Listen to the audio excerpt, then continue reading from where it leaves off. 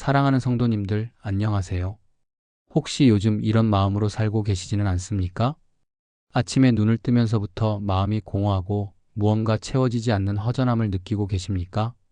물질적으로는 부족하지 않게 살고 있는데도 마음 한구석이 텅 빈 것 같고 진정한 만족감이나 기쁨을 찾을 수 없어서 답답해하고 계십니까?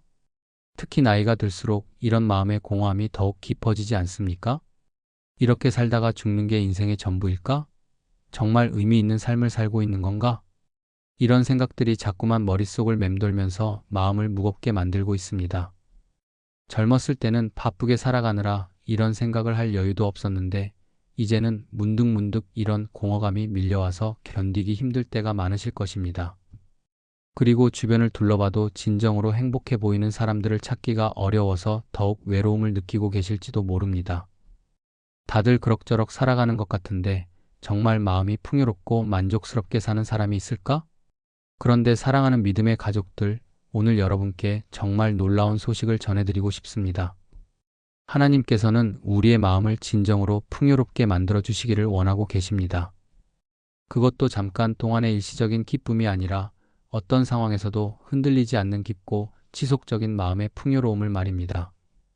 오늘 이 시간을 통해서 여러분께 전해드릴 4가지 기도의 비밀을 알고 실천하시면 지금까지의 공허하고 메마른 마음이 샘물처럼 솟아나는 기쁨과 평안으로 가득 찰 것입니다. 그리고 내일 아침에 일어나실 때는 완전히 다른 마음으로 하루하루가 감사하고 의미 있는 새로운 인생을 시작하실 수 있을 것입니다. 자, 그럼 지금부터 함께 하나님께서 주시는 마음의 풍요로움을 경험해 보시기 바랍니다. 첫 번째로 하나님의 무한한 사랑을 깊이 체험하는 기도입니다. 우리 마음이 공허한 가장 큰 이유 중 하나가 바로 진정한 사랑을 경험하지 못하기 때문입니다.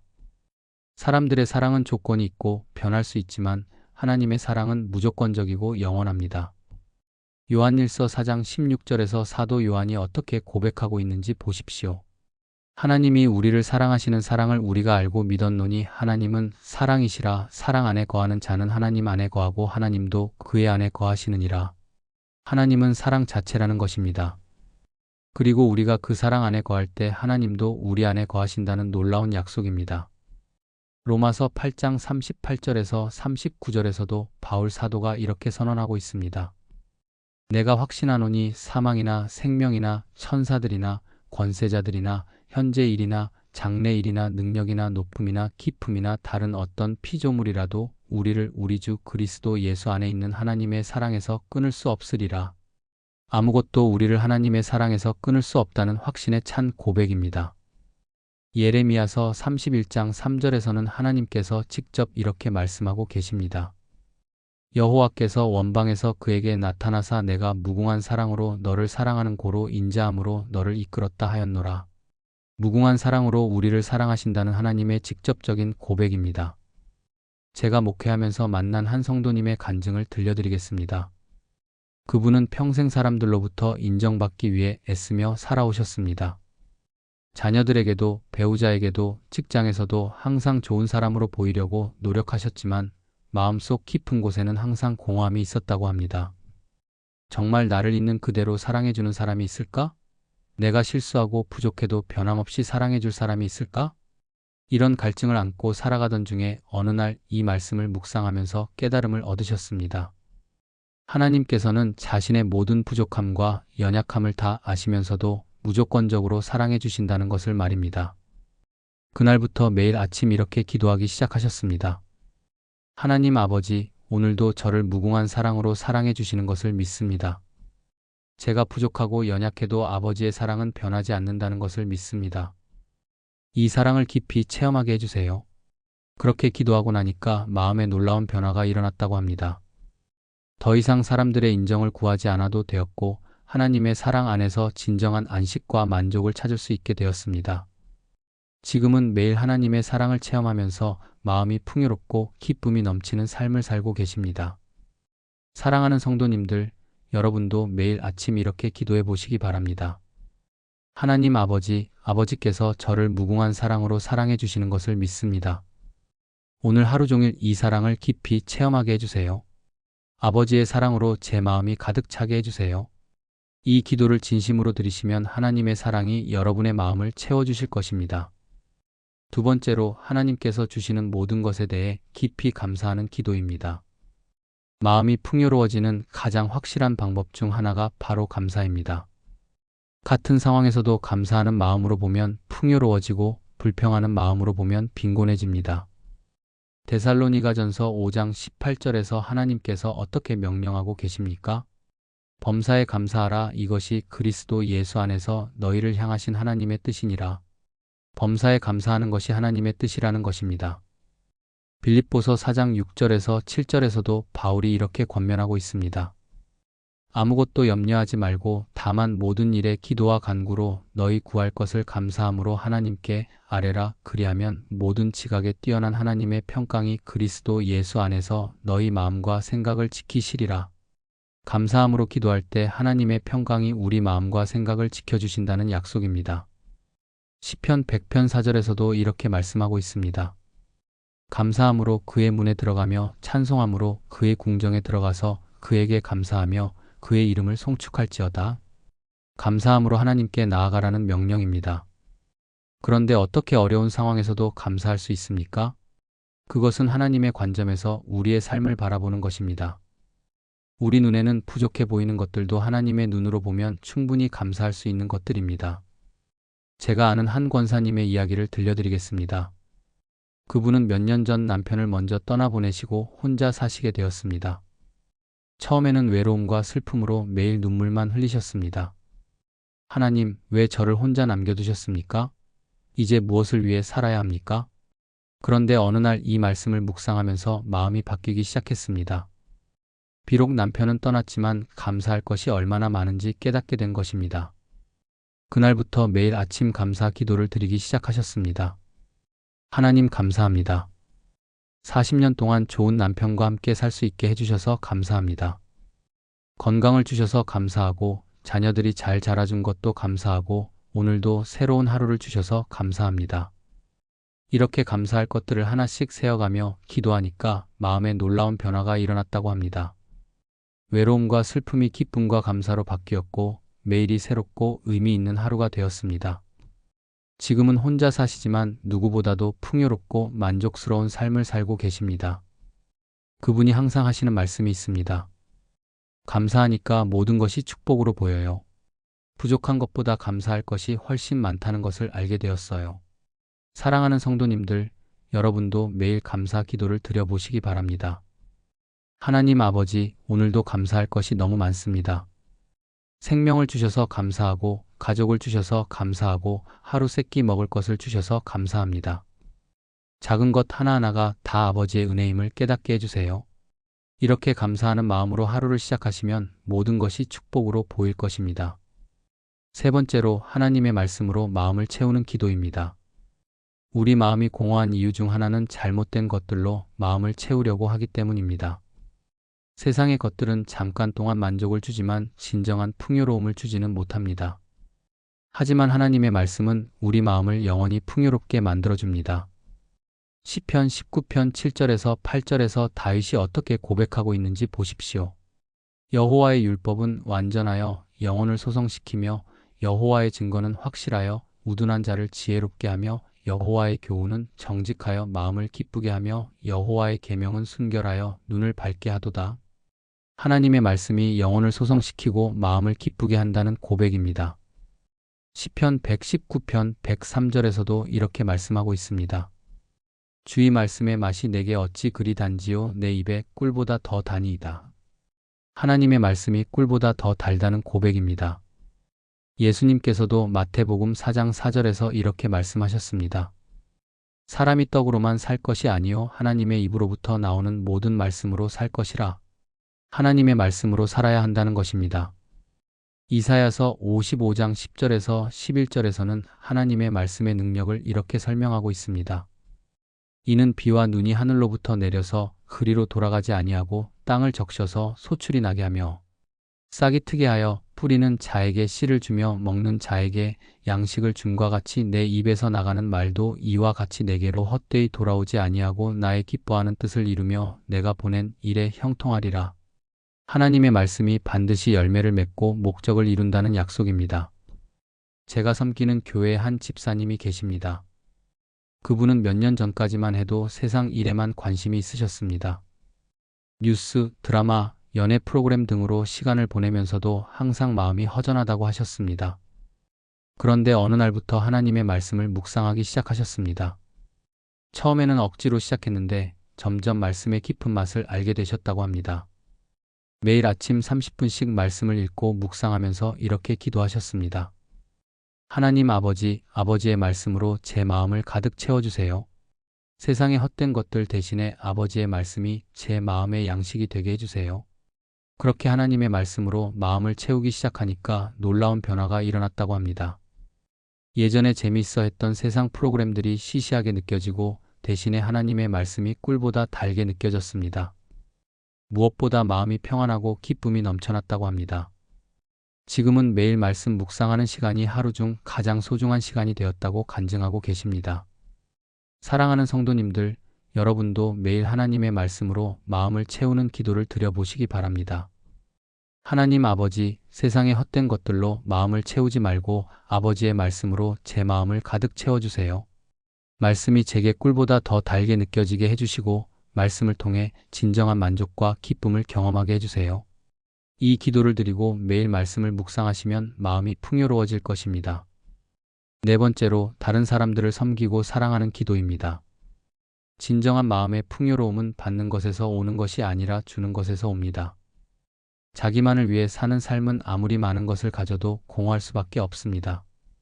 하지만 다른 사람을 위해 사는 삶은 적게 가져도 풍요로울 수 있습니다. 예수님께서 사도행전 20장 35절에서 이렇게 말씀하셨습니다. 범사에 여러분에게 모본을 보여준 바와 같이 수고하여 약한 사람들을 도와야 하고 또 주 예수께서 친히 말씀하신 바 주는 것이 받는 것보다 복이 있다 하심을 기억하여야 할지니라. 주는 것이 받는 것보다 복이 있다는 예수님의 직접적인 말씀입니다. 마태복음 25장 40절에서도 예수님께서 이렇게 말씀하셨습니다. 내가 진실로 너희에게 이르노니 너희가 여기 내 형제 중에 지극히 작은 자 하나에게 한 것이 곧 내게 한 것이니라.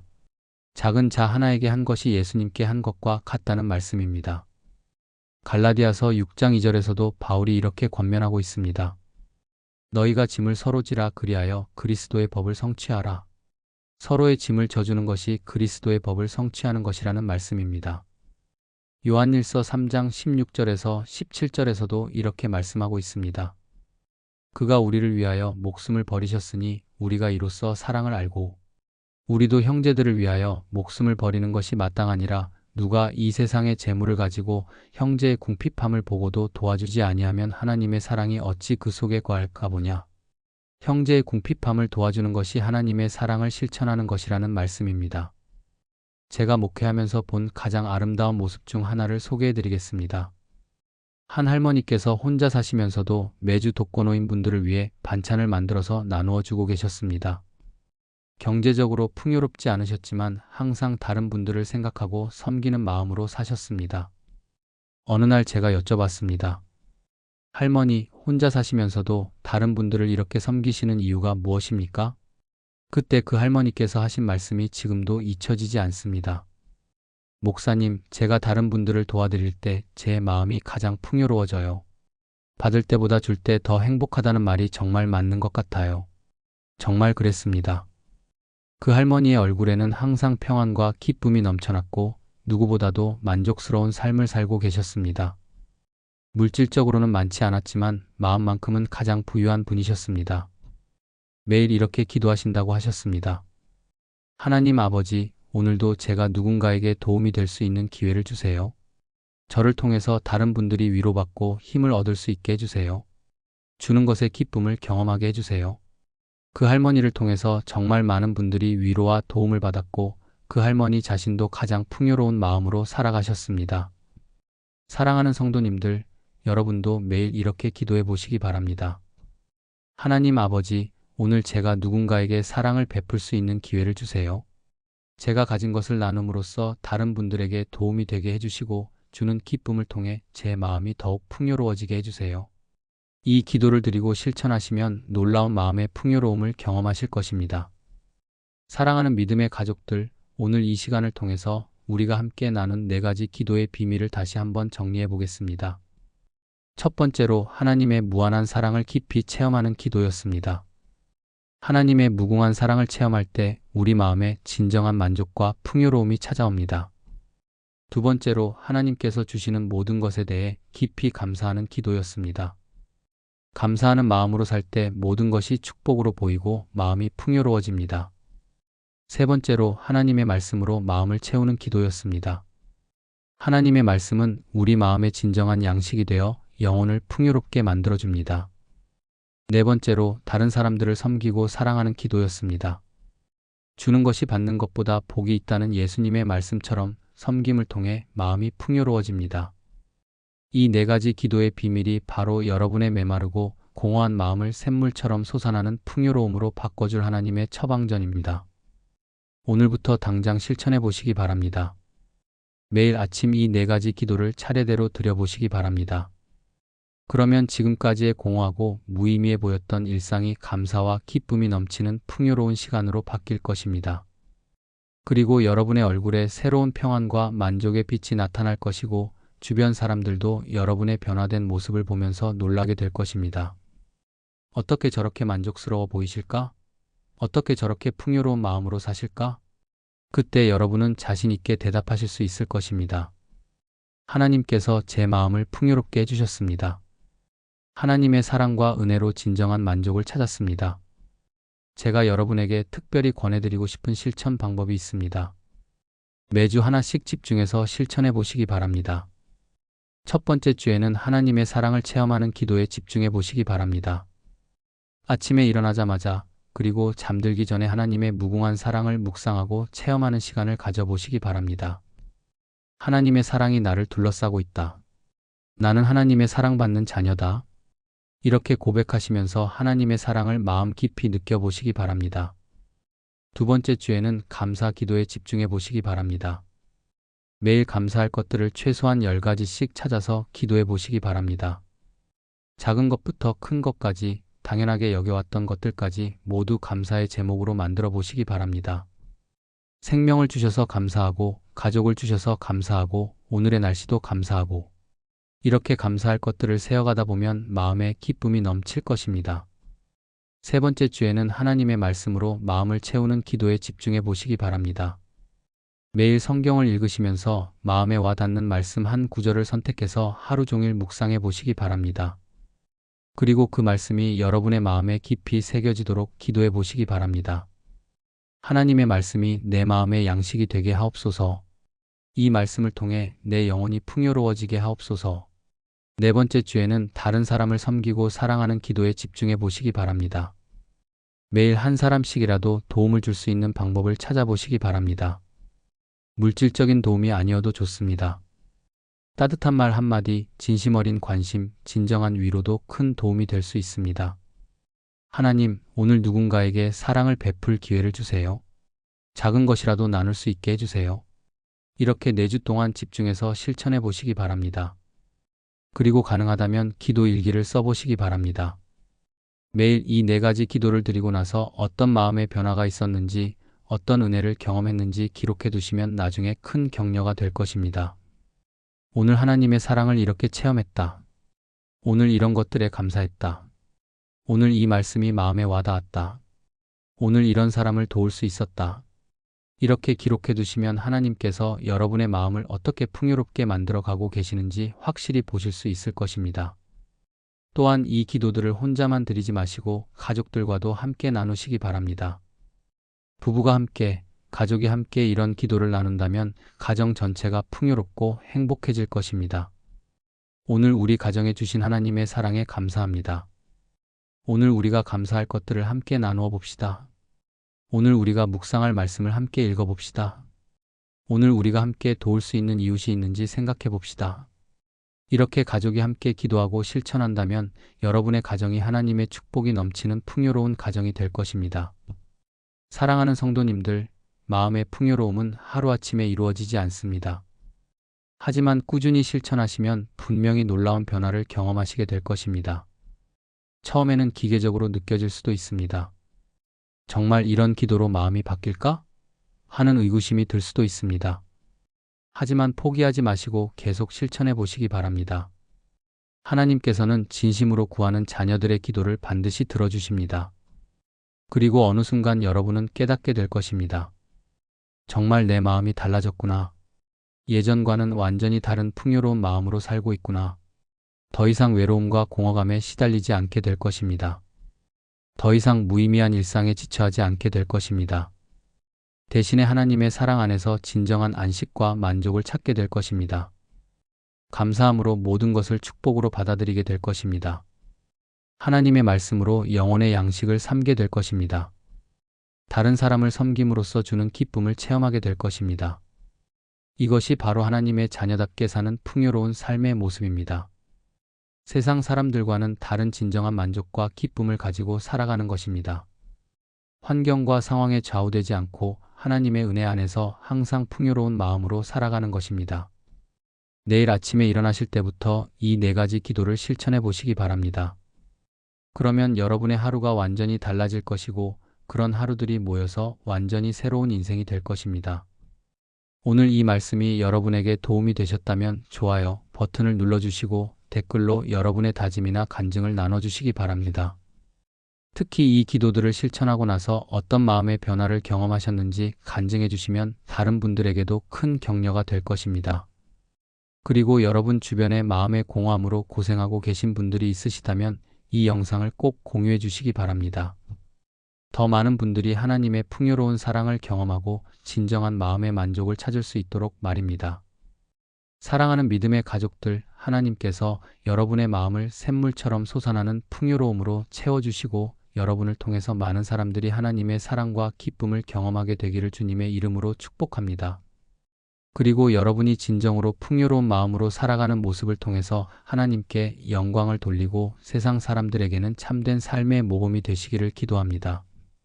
오늘도 하나님의 무궁한 사랑과 은혜가 여러분과 여러분의 가정에 충만하시기를 축복합니다.